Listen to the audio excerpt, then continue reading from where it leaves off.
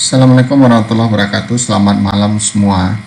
Um, Pada semester ini, saya dan Bu Silvi akan mengasuh mata kuliah manajemen risiko. Nah, mata kuliah manajemen risiko tersebut adalah mata kuliah pilihan di program studi S1 akuntansi. Silabusnya telah kami berikan di Island. Anda bisa cek silabus tersebut. Nah, ada beberapa hal yang mungkin perlu kami sampaikan di awal di sini adalah pertama, sehubungan dengan tujuan pembelajaran. Nah, pembelajaran mata kuliah manajemen risiko ini kami berikan dalam tataran level manajemen risiko korporat atau enterprise wide risk management. Tidak ada penekanan yang khusus kepada aspek derivatif yang sehubungan dengan manajemen risiko tersebut, karena ini akan mencakup banyak hal sehubungan dengan manajemen risiko di dalam perusahaan. Nah, kemudian sehingga tujuan pembelajarannya adalah untuk memberikan pengetahuan tentang berbagai hal sehubungan dengan manajemen risiko. Kemudian ada nanti beberapa tugas yang berhubungan dengan pengaplikasian pengetahuan Anda yang kami ambilkan dari instrumen pengukuran risiko di perbankan. Kemudian untuk penilaian, mata kuliah ini akan diselenggarakan secara daring, sehingga materi ini akan diberikan dalam bentuk video dan akan ada yang ditaruh di Island. Nah, kemudian beberapa penilaian yang penting adalah bahwa kita akan mengadakan kuis setiap kali pertemuan. Tujuannya adalah agar bisa mengetahui kemajuan Anda dan untuk mengetahui di bagian mana Anda mungkin akan perlu diperbaiki pengetahuannya. Kemudian ada UTS dan UAS sama seperti biasa. Lalu ada tugas tengah semester dan tugas akhir semester. Tugas tengah semester nanti akan diberikan oleh Bu Silvi, tapi tugas akhir semester itu yang saya berikan, Anda bisa baca di dalam silabus. Nah, tugas tersebut berhubungan dengan manajemen risiko. Nah, karena kita berada dalam situasi pandemi COVID-19, maka topik besarnya adalah manajemen risiko pada sebuah perusahaan untuk bisa keluar atau tidak lagi mengantisipasi, tetapi bagaimana perusahaan tersebut bisa mendayung bahteranya di tengah pandemi tersebut atau pandemi ini. Nah, kita tidak tahu berapa lama pandemi ini akan berlangsung. Vaksin belum ada, perusahaan harus tetap berjalan dan mereka harus mengantisipasi semua risiko di masa depan yang mungkin akan muncul dan mengakomodasi mengelola risiko yang saat ini sedang timbul. Nah, paper Anda itu berhubungan dengan topik besar tersebut, yaitu bagaimana perusahaan mengelola risiko di masa pandemi ini. Nah, perusahaan apa? Anda pilih sebuah perusahaan yang Anda ambil sebagai studi kasusnya. Jadi tidak secara konseptual, tapi untuk melihat secara khusus pada sebuah perusahaan. Saya yakin dengan menggunakan internet Anda akan bisa mendapatkan sumber yang cukup banyak untuk menulis paper ini. Nah, panduan penulisan paper kapan harus diberikan dan kapan harus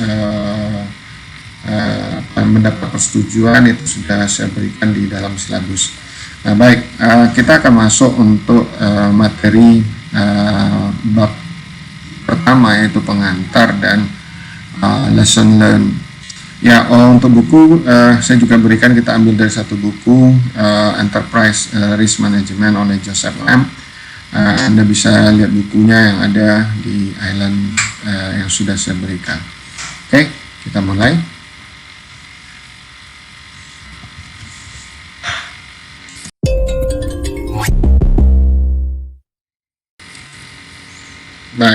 kita masuk kepada materi pertama.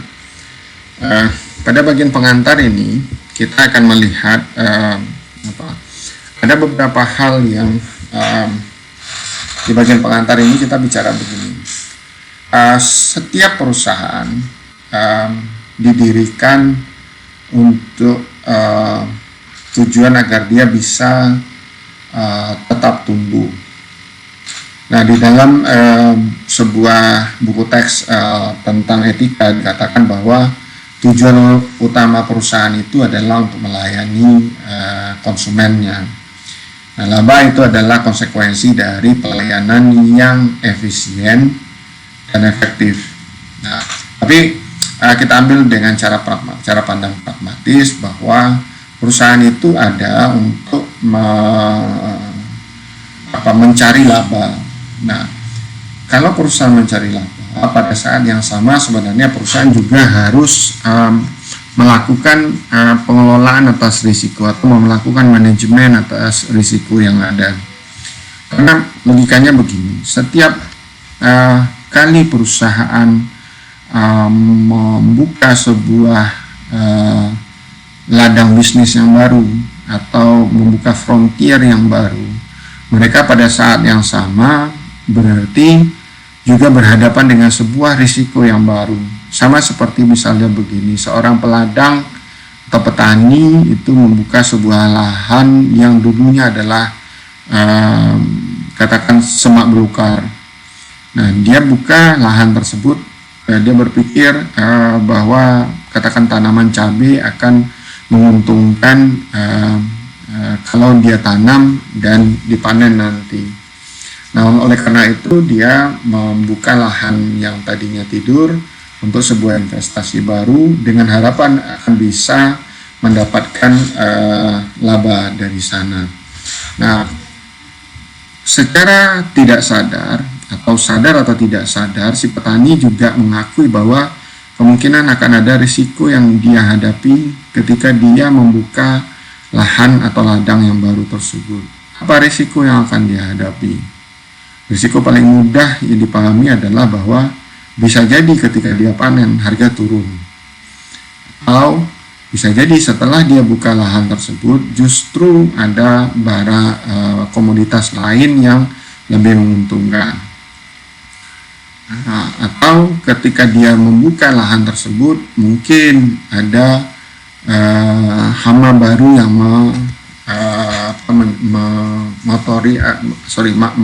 merusak tanaman yang cabai yang ingin dia tanam atau komoditas yang ingin dia tanam. Nah, oleh karena itu kita harus sama-sama menyadari bahwa ketika laba itu kita cari, pada saat yang sama sebenarnya kita berhadapan dengan risiko yang cukup beragam.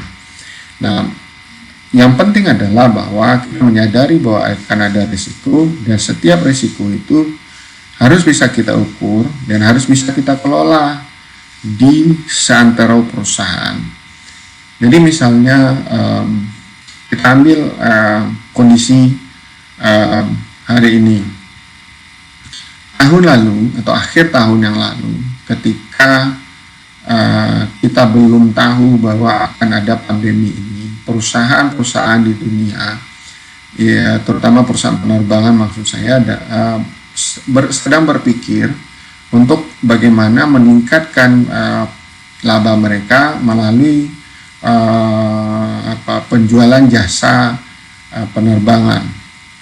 Maka kita lihat beberapa tahun atau 10 tahun belakangan sebelum 2020 ini, banyak airline itu terutama di Indonesia itu meningkatkan jumlah armada mereka untuk mengantisipasi pertumbuhan penumpang di tahun-tahun mendatang, sehingga ratusan armada sudah dikontrak oleh Lion dengan Boeing dan Airbus, Garuda juga demikian, kemudian airlines lain di dunia juga memesan berbagai pesawat ke dua perusahaan penerbangan tersebut.